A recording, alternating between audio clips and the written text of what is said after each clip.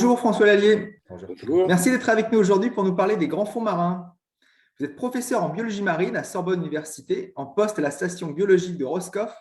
Vous êtes aussi directeur adjoint de l'Institut de l'Océan. Vous avez rejoint le comité de pilotage ministériel sur les grands fonds de la stratégie France 2030. Aujourd'hui, nous allons voir ensemble la question des grands fonds marins, qui est d'actualité suite à la conférence des Nations Unies sur l'océan qui s'est tenue à Lisbonne en juin dernier.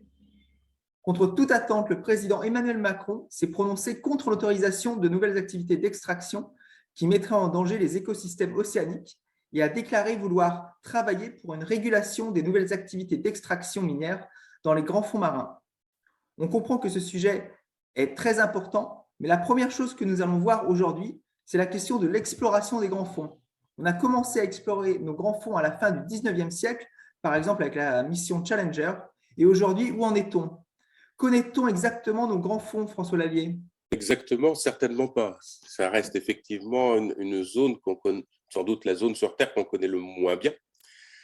Alors, effectivement, fin 19e siècle, ça a commencé avec des dragues, donc à partir de la surface, et où, en fait, une des questions, c'était est-ce qu'il y avait de la vie au-delà d'une certaine profondeur ? Donc, pendant très longtemps, les scientifiques du 18e, 19e siècle disaient au-delà de 500 mètres, il n'y a rien. Et puis, petit à petit, avec la pose de câbles notamment, la pose de câbles, quand on remontait les câbles pour réparer ou les changer, etc., on s'est rendu compte que des câbles posés très profonds, plusieurs milliers de mètres, il y avait de la vie fixée dessus.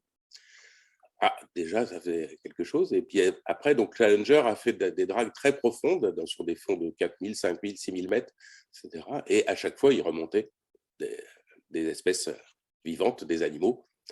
Alors, à l'époque, c'était que des choses macroscopiques, donc des grosses formes de vie. Et depuis, on sait que partout, il y a de la vie, y compris dans les fosses les plus profondes, à 11 000 mètres, il y a encore de la vie partout. Alors, l'abondance n'est pas forcément très élevée, sauf à quelques endroits. Ça a été aussi une surprise. Alors, surprise qui est venue à partir du moment où on a pu descendre dans les grands fonds, justement, pour aller regarder de près et faire des reportages de façon précise. Et ça, c'est la deuxième moitié du XXe siècle, on va dire. Ça commence dans les années 50 à peu près. Et on a donc des engins submersibles qui sont capables d'aller voir. Alors, on a eu des engins habités, on a toujours des engins habités. On a aussi des engins téléopérés ou autonomes, genre drones sous-marins, qui sont capables d'aller effectivement regarder ce qui se passe vraiment au fond. Et donc là, on a une grosse surprise. Une des grosses surprises, c'était en 1977, où on a découvert qu'il y a certains endroits où l'abondance, elle est très importante. C'est autour de volcans sous-marins, où il y a des circulations hydrothermales, de l'eau chaude qui ressort. Et autour de ça, en fait, il y a toute une vie qui se construit. En fait, il faut bien se rendre compte que ce qu'on pensait jusque-là, c'est que la nourriture qui arrivait au fond pour ces animaux, qui sont partout, ne venait que de la surface. C'est-à-dire que la petite couche 0 à 200 mètres, où la lumière pénètre, où il y a de la photosynthèse, donc par le plancton dans la grande mer, mais aussi par les algues sur les côtes, etc. Donc cette production photosynthétique, c'était la seule production primaire, la seule production d'origine, qui va alimenter toute la chaîne trophique en dessous. Y compris dans les grands fonds, c'est-à-dire que les animaux des grands fonds n'avaient que ce qui tombait de la surface pour se nourrir. Et c'est la découverte d'endroits comme les sources hydrothermales profondes qui ont montré que non, il y avait une très forte abondance parce qu'il y avait une production primaire locale dans les fonds, due à des bactéries qui ne font pas de la photosynthèse, mais de la chimiosynthèse. Ça a été une découverte majeure issue de l'exploration des grands fonds. Et après, on s'est rendu compte que cette chimiosynthèse, en fait, elle existait un peu partout, y compris au milieu côtier. Il y en a beaucoup. Ici, devant Roscoff, là, on en a aussi sans problème. Et alors, donc ça a changé radicalement. Donc, d'une part, ce qu'on pensait donc, en termes de biologie fondamentale, mais aussi en termes de diversité des habitats qu'il pouvait y avoir dans les grands fonds. Ce n'est pas monotone, c'est un relief très diversifié. Donc ça, il y a maintenant pas mal de cartes qui montrent ça. Alors, cette exploration, ça part de ça, d'établir des cartes déjà. D'accord. Et établir des cartes, ce n'est pas si facile parce qu'effectivement, la lumière ne pénétrant pas, l'observation satellitale, ce qu'on peut avoir donc avec GPS, là, tout ce que tout le monde peut observer là, sur Google Earth ou choses comme ça maintenant, c'est très facile de voir les surfaces continentales. Par contre, les capteurs qu'on peut avoir sur les satellites, ça pénètre que quelques mètres dans l'eau à cause du fait que l'eau absorbe la lumière. Donc, on ne voit pas ce qui est en dessous. Alors, on peut le voir de façon indirecte. Et donc, les cartes bathymétriques globales qu'on peut avoir aujourd'hui viennent, donc quand c'est l'ensemble de la planète, viennent de ces observations de satellites. Mais c'est une mesure indirecte qui fait que quand il y a un volcan sous-marin sous la surface de l'eau, une montagne sous-marine, on va voir une déformation de la couche d'eau à la surface que les satellites peuvent voir, moyennant beaucoup de calculs, etc. Et donc, on a une idée très globale, mais avec une très faible précision de ce qu'il y a au fond. C'est là qu'on a vu qu'il y avait… Ça a permis quand même de découvrir cette fameuse chaîne de montagnes qui parcourt tous les océans, donc les dorsales océaniques, la dorsale, puisqu'elles sont toutes plus ou moins reliées au milieu de l'Atlantique, dans le Pacifique, sous l'Australie, etc., etc., dans l'océan Indien. Donc, les grands phénomènes comme ça, on les connaît. Après, une carte plus précise, il faut le faire avec des bateaux, avec des sondeurs multifaisceaux. On va avoir des cartes qui vont, selon la profondeur, mais en gros, c'est une précision d'une centaine de mètres. Ce qui n'est pas extraordinaire, c'est loin d'être une carte d'état-major.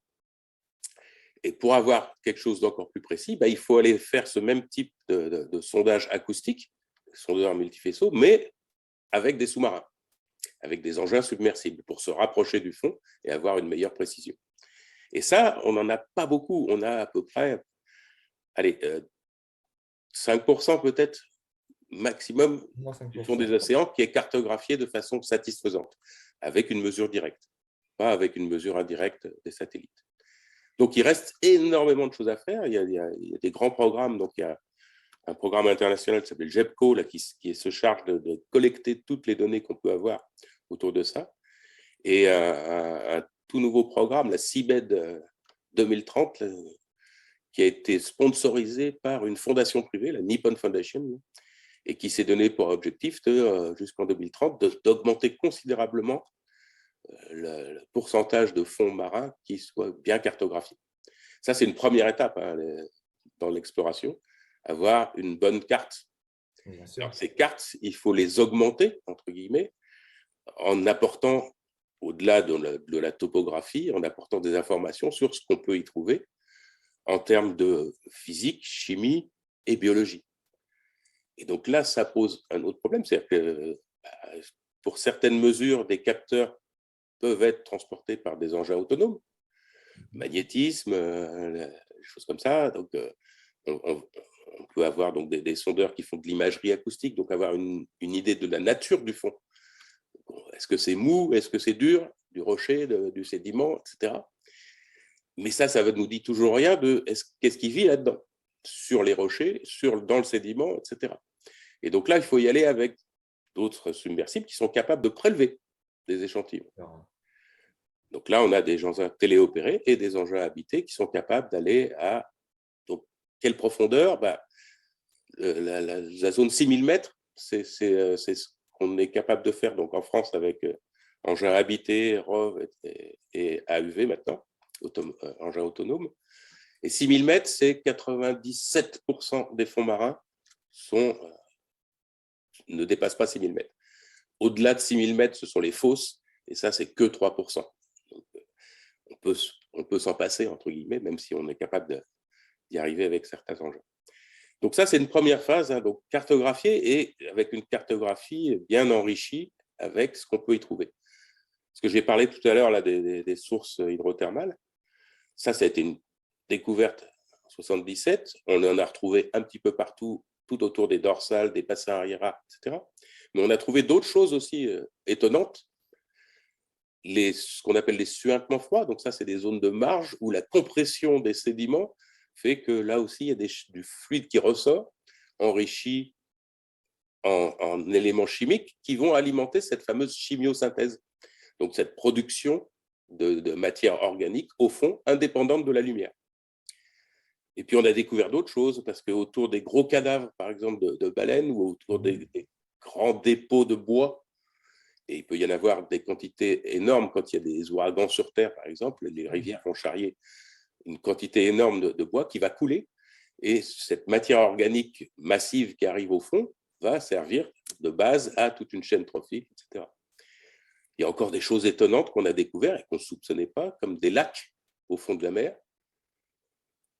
à partir du moment où il y a une source de saumure, donc l'eau devient plus salée, plus dense, et donc ça forme un lac au fond de la mer. Alors ces lacs sont relativement stériles, il y a quelques bactéries qui vivent dedans, mais sur les rives du lac, il y a toute une faune qui va s'installer pour profiter de la chimiosynthèse faite par les bactéries. Donc en fait, au lieu d'une image uniforme d'une grande plaine abyssale avec relativement peu de vie, bien qu'elle soit assez diversifiée, mais relativement peu de vie macroscopique, donc des gros animaux, on sait que maintenant qu'il y a plein de vie microscopique, donc des bactéries, et une grande diversité de bactéries qu'on a découvert dans ces sédiments profonds, et qui alimentent localement plein d'écosystèmes différents. Donc, ce n'est pas un écosystème, un habitat, c'est une multitude, une mosaïque d'habitats qu'on commence tout juste à comprendre. Et vous-même, François Lallier, avez-vous participé à des campagnes d'exploration des grands fonds marins? Oui, j'ai participé et j'ai même organisé plusieurs campagnes océanographiques avec des submersibles, donc que ce soit le Nautil, le submersible habité, ou le Victor, qui est le robot téléopéré, pour aller explorer justement les sources hydrothermales. Et bon, ma spécialité, moi, c'est d'essayer de comprendre de l'adaptation des animaux à ces milieux-là et leur relation justement avec les bactéries chimiosynthétiques, parce que les espèces les plus abondantes qu'on peut trouver autour de ces sources profondes, elles vivent en symbiose avec des bactéries. Alors, de mon point de vue de physiologiste des animaux marins, c'était des questions à comprendre comment ces animaux pouvaient faire. L'exemple le plus typique, c'est quand on a plongé donc sur les sources du Pacifique Est, Pacifique oriental, où il y a donc des grandes masses de vers tubicoles géants qui n'ont plus de bouche tube digestif à l'état adulte, et par contre qui cultivent à l'intérieur de leur corps une population d'une bactérie chimiosynthétique particulière qu'ils nourrissent en récupérant de l'oxygène, du sulfure, du CO2, etc. dans l'eau. Et avec ça, les bactéries fabriquent de la matière organique. Donc les relations, donc ces bactéries, elles sont autorisées à se développer dans un organe précis, mais pas dans le reste de l'animal. Donc, du point de vue biologique, c'est très intéressant de savoir comment on a pu arriver à avoir ce type d'association où un animal donc, tolère une bactérie dans un organe, mais pas dans le reste de son corps, et comment il peut l'exploiter, etc. Donc ça, on a fait ça dans le Pacifique, on a fait ça aussi dans l'Atlantique. L'Atlantique, il n'y a pas ces grands vers, mais il y a des moules, il y a des crevettes qui aussi vivent en association avec des bactéries. Donc on a fait pas mal de campagnes autour de ces sources hydrothermales. Et la toute dernière, c'était donc sur les bassins arrière-arcs en 2019, le bassin arrière-arc du Pacifique, Fidji, Futuna, et, dans ces zones-là, Tonga, etc., pour essayer justement de comprendre comment ces différents lieux où il y a plein de vie sont reliés entre eux à grande distance, parce que c'est des choses très locales autour des sources hydrothermales. Et une grande question, c'est de savoir, donc, ces sources, elles peuvent se tarir et réapparaître un peu plus loin. Donc, comment elles sont colonisées et comment les populations sont reliées entre elles. Parce qu'on va trouver la même espèce à différents endroits. Quels sont les échanges de gènes, quels sont les échanges de larves qui existent entre ces zones. Et c'est une question très intéressante quand on veut éventuellement exploiter un de ces milieux, c'est-à-dire le détruire localement. Est-ce qu'il va pouvoir se régénérer une fois l'exploitation arrêtée? Les données qu'on a jusqu'à présent montrent que pour certaines espèces, il y aura des fortes possibilités de recolonisation d'un site dégradé. Par contre, pour d'autres espèces, à cause de leur cycle de vie particulier, le fait qu'elles se reproduisent à petite échelle, on va dire, au lieu d'avoir une phase de dispersion à grande échelle, ces espèces-là, elles, seront en danger. Alors, du point de vue conceptuel, ce n'est pas très différent de ce qu'on peut observer, par exemple, suite à une marée noire. Donc ça a été très étudié à Roscoff, hein, puisqu'il y avait eu la Macocadis en 78, et il y a une série d'observations qui a été faite pour voir. On avait le temps zéro avant la marée noire, et on a suivi pendant plusieurs dizaines d'années derrière comment ça se reconstituait. La vie est revenue, mais pas tout à fait la même composition. Certaines espèces ne sont jamais revenues, ont été remplacées par d'autres espèces, etc. Donc forcément, on va bouleverser les écosystèmes. Et les écosystèmes des grands fonds, on les connaît beaucoup moins bien, on connaît beaucoup moins bien leur fonctionnement que les écosystèmes côtiers. Quelle va être ce qu'on appelle leur résilience, la résilience de ces écosystèmes, donc leur capacité à se régénérer suite à une perturbation. Alors, des perturbations, il y a des perturbations naturelles. Hein. Autour des sources, là, quand il y a des volcans sous-marins, quand il y a une éruption d'un volcan sous-marin, il y a des écoulements de lave au fond de la mer, il faut bien se rendre compte de ça. Et donc là, on remet la zone à zéro, donc on efface toute vie, et ça va être recolonisé. Donc ça commence à être étudié sur certains points. On voit qu'il y a des espèces pionnières qui sont capables de commencer à recoloniser un milieu comme ça et qui vont attirer d'autres espèces, etc. Mais on n'aura jamais tout à fait la même composition derrière. Donc, c'est tout l'enjeu de l'extraction minière. Quelles peut être ses conséquences sur ces différents écosystèmes? Alors, c'est vrai que donc, ça, c'est venu, donc, il y a quand même déjà pas mal de dizaines d'années qu'on a, donc, sur certaines plaines abyssales, il y a les fameux nodules polymétalliques. Et donc, assez vite, la composition de ces nodules, qui sont gros comme une pomme de terre, on va dire, ouais, plus ou moins gros, comme il y a des petites et des grosses pommes de terre, mais à peu près ça. Et sur les plaines abyssales sédimentaires, on a ces champs de nodules à certains endroits, mais pas partout. Ce qu'on s'est rendu compte du point de vue géologique, c'est que ça met des milliers, même des centaines de milliers d'années à se former. Donc, ce n'est pas une ressource durable. Une fois qu'on les aura prélevés, on n'en aura plus pour 100 000 ans. Et 100 000 ans, ça, du point de vue des civilisations humaines, ça fait pas mal d'années. Donc, on ne les reverra plus après une fois qu'on les aura pris. Alors, ces nodules, est-ce que c'est intéressant d'aller les chercher? Donc, il y a évidemment une raison économique. Jusqu'à très récemment, cette raison économique, elle n'existait pas. Aller déployer des moyens technologiques considérables pour aller récolter ces nodules, c'était économiquement pas viable, donc c'est resté un petit peu dans les cartons, on va dire, pendant très longtemps. Et puis, plus récemment, dans les 10 dernières années, 20 dernières années, 20 plutôt, l'utilisation de certains métaux de façon beaucoup plus prononcée, notamment pour tous nos appareils électroniques et autres, des métaux plus rares, et avec donc plus rares parce qu'effectivement les ressources minières continentales n'étaient pas extraordinaires, ont poussé à regarder si on pouvait pas, si ça serait pas intéressant d'aller chercher ça. Alors aller chercher ces nodules polymétalliques, mais aller chercher aussi ces fameuses sources hydrothermales, notamment quand elles sont taries, ça fait des grands monts de ce qu'on appelle des sulfures polymétalliques. C'est-à-dire ce qui va se déposer au fond, c'est un petit peu comme des stalactites, hein, ou stalagmites plutôt, ça monte. Ça fait des cheminées hydrothermales. Ces cheminées, elles vont être composées du fluide qui aura précipité au contact de l'eau de mer du fond. Et ce fluide riche en métaux va former donc des sulfures polymétalliques. Donc ça, c'est une autre source possible. Et puis, il y a encore donc sur des volcans, des monts sous-marins, il y a des encroûtements très riches en cobalt et d'autres métaux, etc. Bref, il y avait plusieurs endroits comme ça où il y avait un potentiel de ressources minières. Et donc là, il y a eu un intérêt là-dessus. Et bon, moi, j'ai travaillé notamment sur un rapport qui avait été commandité par le ministère de la Recherche et le ministère de l'Écologie à l'époque, en 2014, où on nous a demandé, nous scientifiques, qu'est-ce que vous pensez des conséquences d'une éventuelle exploitation de ces ressources minières. Et on a tout de suite dit, on n'en connaît pas assez. on ne peut pas garantir qu'une exploitation localement ne va pas considérablement dégrader le milieu. Ça va le dégrader, on en est sûr. Bien sûr. Est-ce que ce milieu va pouvoir se régénérer? Ça, on n'en est absolument pas certain. On n'a pas assez de connaissances.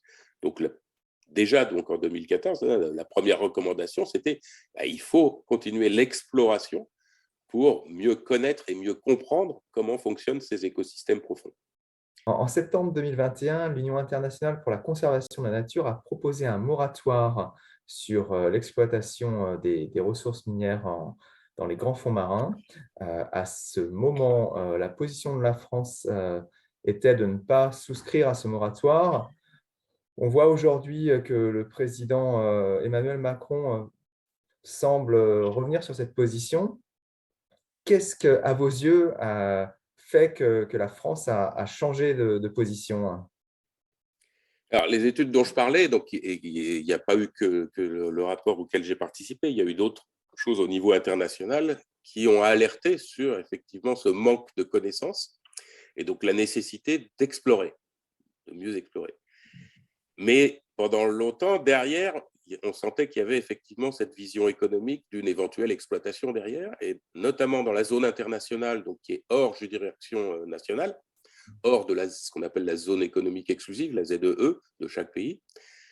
Ces activités sont régies par une agence internationale qui dépend de l'ONU, qui est l'AIFM, l'Agence internationale sur les fonds marins, et dont l'objectif était justement d'essayer de réguler l'éventuelle exploitation de ces ressources profondes et très orientée sur le minier et presque exclusivement sur le minier. Jusqu'à présent, donc cette AIFM là, qui siège à Kingston, là, en Jamaïque, et réunit donc un très grand nombre de pays, a concédé des permis d'exploration. Donc, il y a des concessions qui existent, donc, notamment donc, cette fameuse zone où il y a plein de nodules, c'est dans le Pacifique, ce qu'on appelle la zone Clarion-Clipperton, mais aussi sur des morceaux de dorsale où il y a des sources hydrothermales et des monts de sulfure. Donc, des permis d'exploration à certains pays pour les autoriser à aller voir et aller estimer justement est-ce que ça vaut le coup d'aller de prévoir une exploitation. Donc ça, c'est l'AIFM sur la zone, donc sur la fameuse zone internationale. Et donc, à partir de là, les scientifiques ont toujours dit, oui, il faut aller explorer, mais attention, il faut qu'on ait suffisamment de données pour comprendre ce qui va se passer si on intervient dans ces milieux-là. Et le moratoire qui a été demandé, alors, le moratoire, le problème, c'est qu'au départ, l'UICN a dit, bon, il ne faut surtout pas faire d'exploitation, et ça, tous les scientifiques vont être d'accord, mais il y en a qui sont allés plus loin en disant, il ne faut même pas aller voir. Donc, il ne faut pas faire d'exploration. Parce que si on commence à explorer, si on sait ce qu'il y a, on va avoir la tentation d'aller le chercher. D'accord. Mais ça, les scientifiques, là, sont un peu plus réfractaires à ce genre de choses, puisque donc, la curiosité scientifique nous incite à aller voir, et à aller voir pas seulement pour les ressources minières, c'est parce qu'il y a d'autres ressources biologiques importantes, il y a d'autres ressources de connaissances importantes.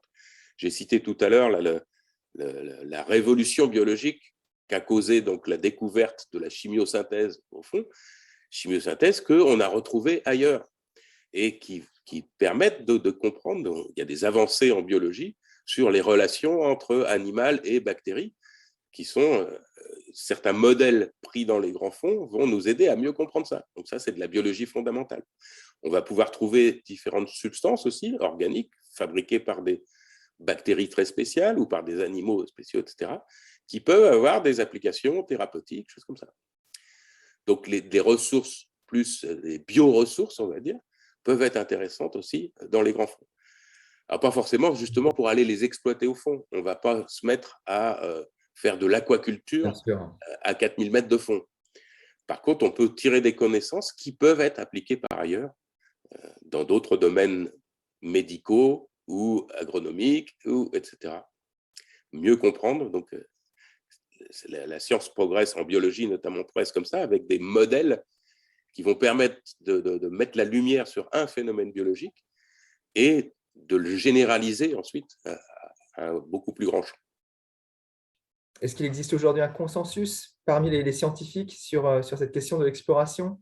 Je pense qu'au niveau scientifique, oui, c'est-à-dire que la curiosité scientifique nous pousse à aller explorer, à connaître le fond des mers, hein. L'image qu'on a, qui est assez répandue maintenant, c'est de dire qu'on connaît mieux la surface de Mars que le fond des océans, et c'est pas faux. Du fait donc de la couche d'eau qui nous empêche de voir le fond des océans, on connaît beaucoup moins bien. Donc déjà, la simple curiosité scientifique, savoir ce qui existe, comment marchent les différents écosystèmes sur la Terre, c'est déjà quelque chose qui, du point de vue des scientifiques, voilà. Donc l'exploration, oui. Et l'exploitation, non, parce qu'on sait très bien qu'effectivement, une exploitation minière va dégrader l'environnement. Et pas seulement juste au fond, parce que juste une exploitation, ça va impliquer des rejets. Et ces rejets, selon l'endroit où on les met, vont impacter d'autres écosystèmes. Et contrairement à une mine, on va dire, sur un continent, on sait déjà que ça dégrade pas mal l'environnement. Des mines à ciel ouvert, on a des photos assez démonstratives de ce que ça peut donner. Mais la poussière, elle retombe de façon générale au même endroit. Dans l'eau, la poussière ne retombe pas au même endroit. Elle va être entraînée par les courants et elle va affecter une zone beaucoup plus grande. Et dans le milieu profond, en dessous de 1000 mètres, là, donc, les formes de vie qui sont là sont adaptées à des milieux très stables pour la plupart, sauf sur des endroits particuliers comme les sources hydrothermales, mais l'immense majorité du volume de l'océan profond, ça va être des conditions relativement stables, ça ne bouge pas trop en température, c'est toujours obscur, etc., etc. Et donc les formes de vie qui sont adaptées à ces milieux-là sont adaptées à un milieu très stable. Dès qu'on apporte une perturbation, il va y avoir forcément des grands changements, donc des espèces qui ne vont pas pouvoir s'adapter à ce changement-là. Et donc, on va éradiquer un certain nombre d'espèces. Et pour l'instant, on ne les connaît même pas, ces espèces. J'ai parlé des fonds marins, il ne faut pas oublier toute la colonne d'eau qu'il y a au-dessus. Quand on est à 3 ou 4 000 mètres, là, il y a 3 km d'eau. La zone, je parlais tout à l'heure de la zone où il y a la photosynthèse, c'est 200 mètres. En dessous, il y a une zone qu'on connaît un petit peu, qu'on sait qu'il y a pas mal de vie, jusqu'à 1000 mètres, qui exploite pas mal ce qui tombe de la surface. Et comme on est proche, il y a quand même pas mal de choses à bouger. Et en dessous de 1000 mètres, là, ça devient un milieu très, très stable. Si on perturbe ce milieu en dessous, on va changer considérablement les choses. Donc, il nous faut explorer le fond des océans, mais aussi cette colonne d'eau. Colonne d'eau, la fameuse zone en dessous des 200 mètres, entre 200 et 1000 mètres, c'est ce que les anglo-saxons appellent la twilight zone, la zone crépusculaire. Et puis en dessous, on passe vraiment dans le domaine profond, en dessous de 1000 mètres. Et donc, merci François Lallier pour cette présentation des grands fonds marins et les enjeux de l'exploration et de l'exploitation de ces fonds. Je vous remercie pour cette présentation. Merci beaucoup. Merci. Au revoir.